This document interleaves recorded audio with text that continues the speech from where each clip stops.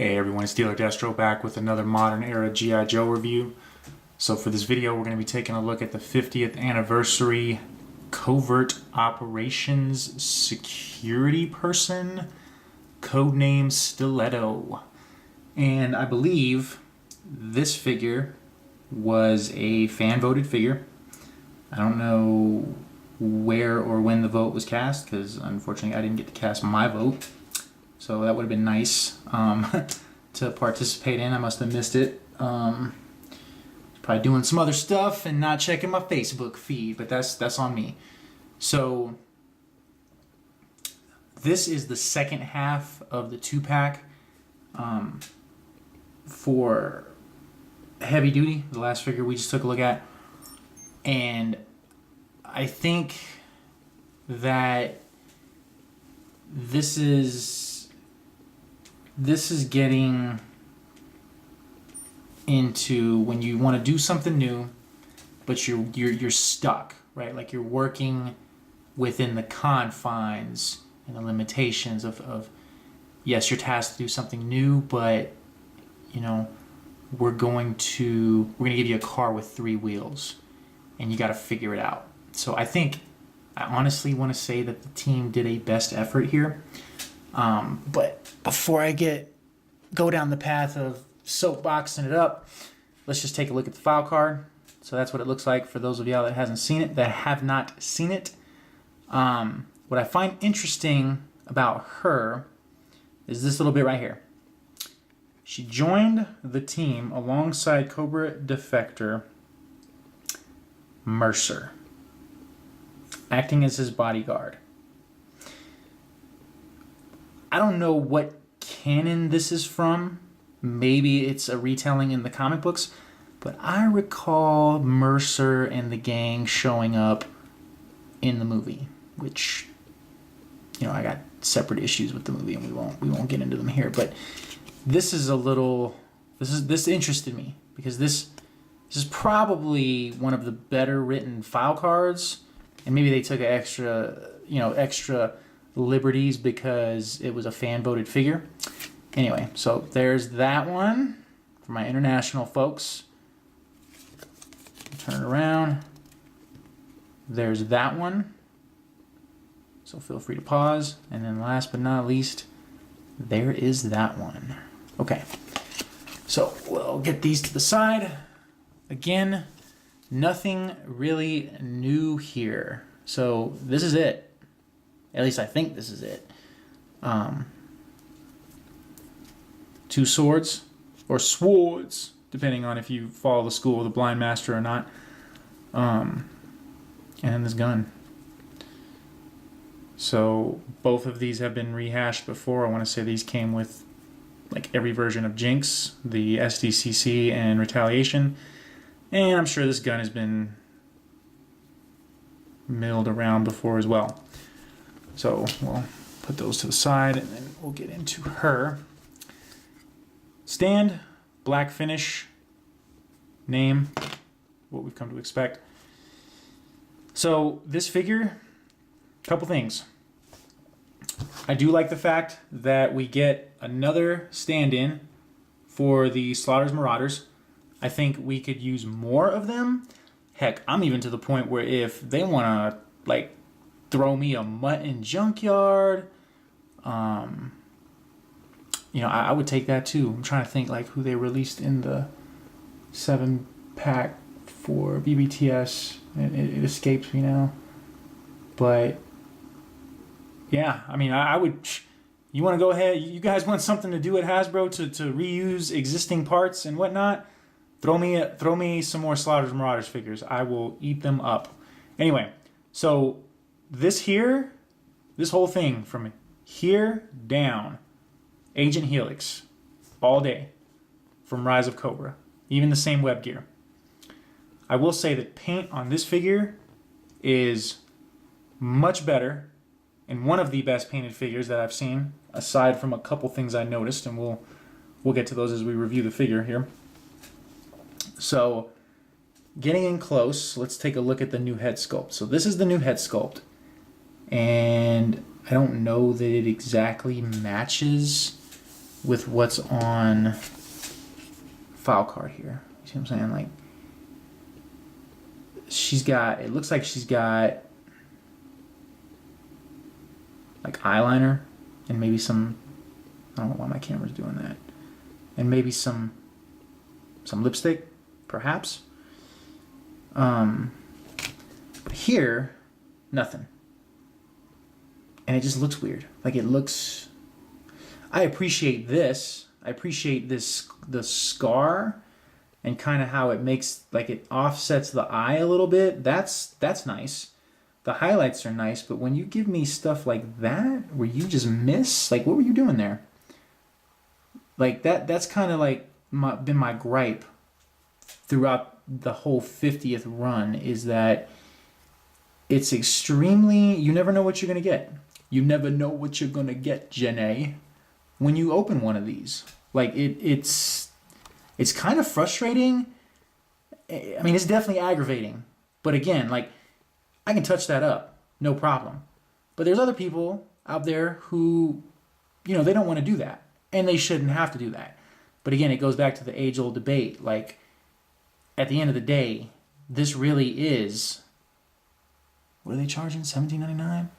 So let's just, in all fairness, let's just say, or $16.99, let's just say this is a $7.50 figure before tax. So again, got to pick and choose our battles. But outside of all that, you know, I'm not bad. I don't want to make it sound like I'm bashing this figure. I'm just, you know, there's some philosophical discussion to be had as we look at these. Like, we've seen several of the 50th run, and again, it's always something. I mean, we've had a few clean ones. Don't get me wrong, we've had a few clean ones. Like, I would give this one a pass. Like, I mean, it's the line work, everything, for the most part, they stayed in the lines, which I appreciate that. Like, when they nail it, they really nail it. Pretend for a second that isn't there. Well, you know, I'm going to touch that up. That's, now that I see that, that's getting touched up. But just, I mean, pretend for a second that isn't there. I mean, look at the presentation, used parts aside. She fits in nicely with the Marauders. She really does. Like, there's no question about that. But again, it's the weird way that they present this head sculpt. Like, it almost looks like it could, like, if you modified this, it almost looks like you could have an unmasked Jinx, to me anyway. But yeah, I mean, that's the figure. And again, like, if we get into articulation, this was one of the most dynamically articulated figures in the Rise of Cobra line. I mean, there's really nothing hindering articulation here. I mean, you could pretty much get whatever pose you want. I will say this figure probably could have benefited from hands that had the updated extra point of articulation in each hand, but I'm not sweating that. I'm just calling it out. The paint, again, the paint is very clean where it's applied. And then let's see here. So double knee joint gets you the full range of motion.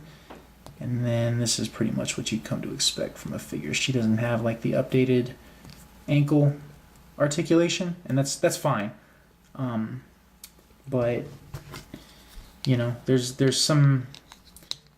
definitely some discussion to be had just about the 50th line in general, I think. And you know, I'm happy to talk about it. I invite you to comment on the video, because nothing is better than healthy discussion and getting it all out in the open. So there's that. So what I'm going to do is I'm going to get her equipped, outfitted, and then we'll be back to take a look at how exactly she fits in with some of the Marauders figures. All right, so that is pretty much how she stands in with some of the other figures, and you can see that looks pretty nice.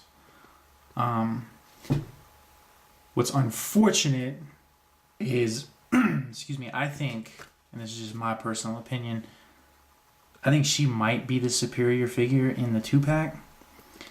And again, that's just because of the overall presentation of the figure, how it fits in with the existing lineup. And I don't think either figure hits the mark as far as what is represented here and what is represented in the final product. So that's kind of unfortunate. And I will be getting out the black paint to touch up that bald spot on her, which, and again, it's unfortunate that, and I find myself doing this too lately. It used to be Pursuit of Cobra, boom, I see the character, I see they got the character I'm looking for. I yank all of the stuff that I'm looking for off the pegs and I don't even look back. But now I kind of find myself having to go over these figures with like a magnifying glass to see, like, okay, did they paint the eyes right? Is there a smear here? Did they stay in the lines? And it's kind of unfortunate because what G.I. Joe was, when Pursuit of Cobra was coming out and that was hitting, I want to say that was after the movie, The Rise of Cobra. So when they made the transition from Rise of Cobra back to Pursuit of Cobra, that to me is when G.I. Joe hit its highest point. I'm talking they added articulation, they were paying attention to paint, the card presentations were good. I mean, Joe was off the charts. And what was interesting about that era of the figures is you had no media tie-in. There was zero media tie-in. Sure, you had a couple books running, but that's about it. That is about it. And when those figures hit, you couldn't find them anywhere. Anywhere. I mean, Dusty was going for absurd prices. Rakondo was going for absurd prices. And when you go from that to having to scrutinize your purchase, I just think that there's room to improve. And, you know, I realize the odds that someone working on the team ever watch these videos is slim to none. But I'm going to say it anyway. As a fan, I want to see G.I. Joe succeed. I want to see it resurrected. I want a full figure set. I want to be able to go to Target, Walmart, and buy my figures. I don't want to have to be confined to the likes of BBTS and Toys R Us, because if I have to choose between the two, I'm going to go to Toys R Us over BBTS, and that's a different story for another day. I might share my horror stories if I ever review a product I got from them. But anyway, all that aside, I realize I'm kind of yammering on here.